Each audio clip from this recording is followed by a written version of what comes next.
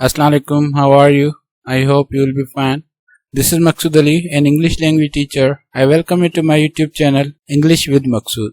In this lecture, we are going to learn the use of get. I will teach you and show you how native speakers use get. At the end of this lecture, you will be able to use the word get like native speaker. इस lecture में get जो as a causative verb use होता है हम वो नहीं देखेंगे, बल्कि गेट के जो सेंटेंसेस में डिफरेंट यूजेज होते हैं उनको देखेंगे. So when you are ready we can begin. Let's see first use of get. The first use is to get something. To get something means to receive something. ठीक है, get something का मतलब है कोई चीज वसूल करना. Okay, let's see examples. I got an email from my boss. ठीक है, गॉट एन ईमेल का मतलब है ईमेल रिसीव करना. So I got an email from my boss का मतलब है मैंने अपने बॉस की जानिब से एक ईमेल वसूल किए है. ठीक है, इसको ऐसे भी मैं कह सकता था I received an email from my boss. Number 2, I got a call from my friend yesterday. कल मैंने अपने दोस्त की कॉल वसूल की. Okay, I can also say that I received a call from my friend yesterday. Number 3, I have gotten my salary today. आज मुझे salary मिली है. ठीक है, और I can say I have received my salary today. To get something means to receive something. Number 2 पे भी है get something. यहाँ पर गेट समथिंग का मतलब है कोई चीज बाय करना, खरीदना. पहले गेट समथिंग का मतलब था कोई चीज वसूल करना, और यहाँ पर गेट का मतलब है बाय करना. ये आपको कैसे पता चलेगा कि वसूल करने वाली बात है या बाय करने वाली? तो सिंपल है, गेट के बाद जो वर्ड आएगा वो आपको बताएगा कि खरीदने वाली चीज है या ऐसे ही वसूल करने वाली. फॉर एग्जांपल, अगर कोई कहे गॉट एन ईमेल तो इसका मतलब है कि ईमेल वसूल की जाती है, खरीदी नहीं जाती. लेकिन अगर कोई कहे आई गॉट अ हाउस तो घर वसूल नहीं होता बल्कि खरीदा जाता है. तो अंग्रेज इस तरह से गेट को बहुत ज्यादा तरीकों से इस्तेमाल करते हैं, जो हम जैसे यानी जो नॉन नेटिव स्पीकर्स हैं उनके लिए फिर मसला होता है, उनको समझ में नहीं आता. तो अगर आप गेट के इन इस्तेमाल को देख लेंगे तो मुझे उम्मीद है कि जब नेटिव स्पीकर से आप गेट इस्तेमाल होता हुआ देखेंगे या सुनेंगे तो आपको बआसानी समझ में आ जाएगा. Okay, so first use was to get something means to receive, and second use is to get something means to buy something. For example, I am going to get a new house very soon. इसका मतलब है मैं तमाम जल्द नया घर खरीदने वाला हूं. ठीक है, घर खरीदा जाता है. Number 2, where did you get this shirt from? आपने ये शर्ट कहां से खरीदी? ऐसे भी कह सकता हूं where did you buy this shirt from? Okay, next, I have gotten a ticket for you too. मैंने आपके लिए भी टिकट खरीदी है. ठीक है, इसको ऐसे भी कह सकते हैं I have bought ticket for you too. Okay, तो यहां पर गेट का मतलब है टू बाय समथिंग, कुछ खरीदना. नंबर 3, गेट प्लस एडवर्ब और प्रपोजिशन. गेट के बाद प्रपोजिशन या एडवर्ब आए तो उसका मतलब होता है किसी जगह पर पहुंचना. Okay, I will get home at 7 o'clock. मैं 7 बजे घर पहुंच जाऊंगा. Number 2, when will you get here? आप यहां कब पहुंचेंगे? और when will you get there? आप वहां कब पहुंचेंगे? गेट हियर का मतलब है यहां पहुंचना, गेट देयर का मतलब है वहां पहुंचना, गेट होम का मतलब है घर पहुंचना. लेकिन गेट के बाद अगर कोई जगह हम मेंशन करना चाहें तो गेट के बाद टू लगाएंगे. For example, I have gotten to the restaurant. मैं होटल पर पहुंच गया हूं. ठीक है, I have gotten the restaurant नहीं होगा. I have gotten the restaurant का मतलब फिर हो जाएगा कि मैंने रेस्टोरेंट खरीदा है.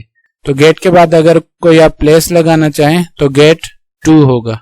Gate to restaurant, get to hostel, get to बाजार एटसेट्रा. ठीक है, लेकिन होम के साथ गेट नहीं आएगा, गेट होम होगा, या गेट हियर, गेट देयर, इसके साथ टू नहीं आएगा. Let's move to the fourth use of get, that is to understand the meaning of something. ठीक है, गेट समथिंग का मतलब है किसी चीज का मतलब समझना. to understand something or to understand the meaning of something.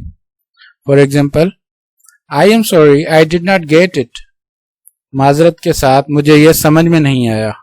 ठीक है, इसका मतलब है I did not understand it. Number 2, these words are difficult for me to get. ये अल्फाज मेरे लिए मुश्किल हैं कि मुझे समझ में आए. Difficult for me to get means to understand. Number 3, I got everything you just explained. आपने अभी जो एक्सप्लेन किया मुझे हर बात वो समझ में आ गई है. तो यहां पर आप गेट को हटाकर अंडरस्टैंड भी यूज कर सकते हैं. जैसा कि गेट इट की जगह आप अंडरस्टैंड इट कह सकते हैं. ठीक है, difficult for me to get की जगह आप difficult for me to understand कह सकते हैं. नंबर 3 पे आई अंडरस्टूड एवरीथिंग कह सकते हैं. ओके, तो यहां पर गेट का मतलब है अंडरस्टैंड करना. Number 5, to get doing something. To get doing something का मतलब है to start doing something. Get के बाद आप आईएनजी फॉर्म यूज करेंगे. For example, get going now, don't stop anywhere here. चलना स्टार्ट करें या जाते रहें और यहां किसी भी जगह पर रुकिएगा मत.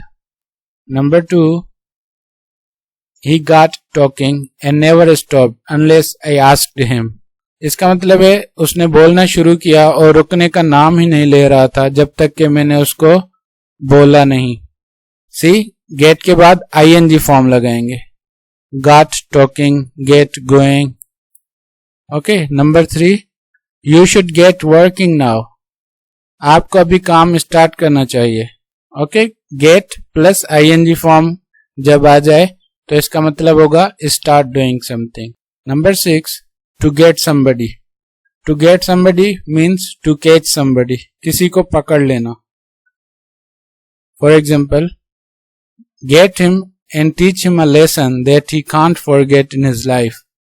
उसको पकड़ो और उसे ऐसा सबक सिखाओ कि जिंदगी में कभी वो भुला ना सके. Number 2, police has gotten some robbers. Police ने कुछ रोबर्स पकड़े हैं. ठीक है, यहां पे गेट का मतलब है पकड़ना. Number 3, he got me by my throat, collar और arm. ठीक है, ये अलग अलग सेंटेंसेस हैं. मैंने एक साथ ये स्लैश लगा के लिखे हैं ताकि आप इनमें से कोई भी इस्तेमाल कर सकें. he got me, उसने मुझे पकड़ लिया. by my collar, ठीक है, ये ज्यादा यूज करते हैं लोग. he got me by my collar, उसने मुझे कॉलर से पकड़ लिया. ओके, तो गेट के बाद अगर कोई शख्स आए तो इसका मतलब होगा उसको पकड़ना. To get somebody means to catch somebody. Number 7, आपने ये बहुत देखा होगा गेट के बाद एडजेक्टिव यूज करते हैं अंग्रेज लोग. तो जब गेट के बाद कोई एडजेक्टिव आ जाए तो इसका मतलब होता है टू बिकम. ठीक है, टू बिकम यानी होना. For example, she gets angry when she is asked about her family. She gets angry का मतलब है शी बिकम्स एंग्री. वो गुस्से में आ जाती है जब उसे उसकी फैमिली के बारे में पूछा जाता है. Number 2, I am getting poor day by day. मैं दिन ब दिन गरीब होता जा रहा हूं. तो आई एम गेटिंग पुअर का मतलब है आई एम बिकमिंग पुअर. ठीक है, गेट को हटा के आप बिकम भी कर सकते हैं. Number 3, you are getting beautiful. आप खूबसूरत हो रहे हैं. इसका मतलब है यू आर बिकमिंग ब्यूटीफुल. ठीक है, गेट के बाद कोई भी एडजेक्टिव आप यूज कर सकते हैं, उसका मतलब होता है होना. ठीक है, गेटिंग रिच मतलब अमीर होना. गेटिंग पुअर गरीब होना. गेटिंग अगली बदसूरत होना. गेटिंग ब्यूटीफुल खूबसूरत होना.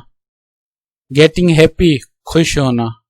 ओके, तो ये कुछ गेट के इस्तेमाल थे जो आप अपने सेंटेंसेस में यूज कर सकते हैं.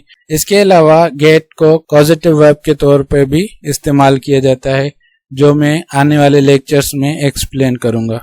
आई hope you enjoyed this lecture.